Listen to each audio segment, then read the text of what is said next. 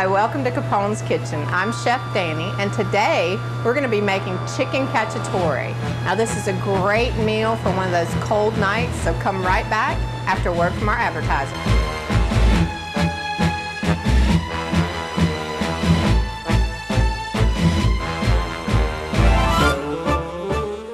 Kulik Busby Law Firm. We handle all types of cases: criminal defense, domestic and family law, personal injury, just to list a few. Our office is located at 801 Washington Avenue in Ocean Springs, above Loveless Drugstore. Call us today at 228-872-5026. Se habla español. Kulik Busby Law Firm. Welcome back. Now today we're making chicken cacciatore, and cacciatore in Italian means in the style of the hunter. This is a warm stew that would have been made on a cold night to help warm the insides of somebody that may have been hunting. So we're going to start with chicken. Now you can make this stew with rabbit, but today we have chicken, and you can notice that we're using chicken thighs. Thighs have a little more fat than chicken breast, and they also are on the bone, which is going to add flavor too, because we're going to cook this chicken slowly in a pot. Now we're going to start with the chicken. We're going to flavor our flour with just a little bit of salt and some garlic and onion, and those are powdered. And I'm going to put a little bit of pepper in here also. We're not really putting a thick batter on the chicken, just a thin one. So we just need a little flavor in there just to add. Anytime you can add flavor to the meal, always add it. Now we're going to take our chicken breasts and we're going to dip them in the flour. We don't want them totally covered with the flour, but we want just a thin coating. This is a dish you could also put on to cook while you're at work. You could put it in a crock pot, and by the time you get back from work, you would have dinner. We're going to move this out of the way. Now we're going to get our pan started, and we're going to cook in extra virgin olive oil. I'm going to turn the pan on, and we're going to get some extra virgin olive oil in the pan. We need a pretty good bit, about 1/4 inch on the bottom, and we're going to heat this up because when we put the chicken in there, we want the oil to be good and hot so that the chicken doesn't absorb all the oil. We're going to go with the skin side down into the oil.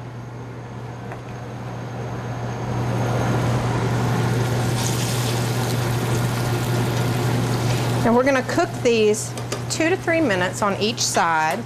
We're going to flip them in just a few minutes, and you'll see that it's going to get just lightly golden. Once again, we're not trying to cook the chicken.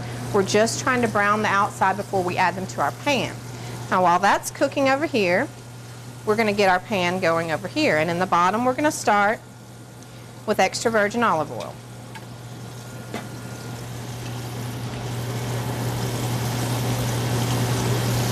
And we have garlic that we've chopped up, popped and chopped. We're going to add that to the pan, and we're going to chop some onions and get that in the pan. I think our chicken is ready to flip. You'll see it's just getting lightly brown. That's all we're trying to do for this step here.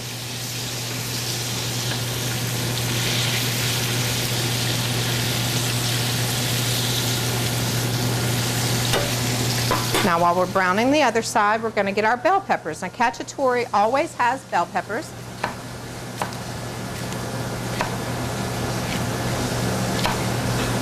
All right.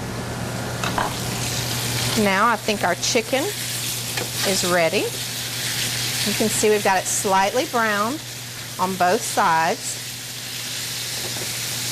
And we're going to get it into our big cast iron pot now.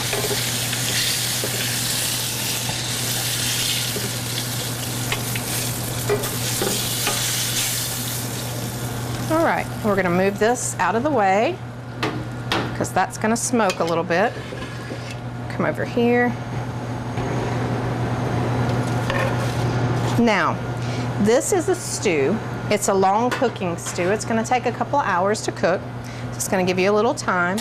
So we want to go ahead and get our veggies and everything in right now. So So we're going to go ahead and put the bell peppers. And we already have the onions and the garlic. Just kind of move everything around. And we're going to add some tomato sauce.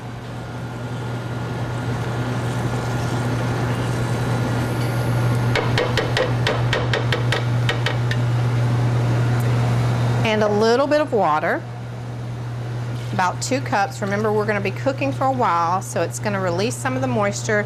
That's going to help cook down. And we need to season our sauce. Now, I like to use a little bit of crushed red pepper, not a lot, just a little. And we're going to do a little bit of onion and garlic. Even though we have the onion and garlic in there, we want to flavor the sauce once again, and this will help with that. We're going to stir that around.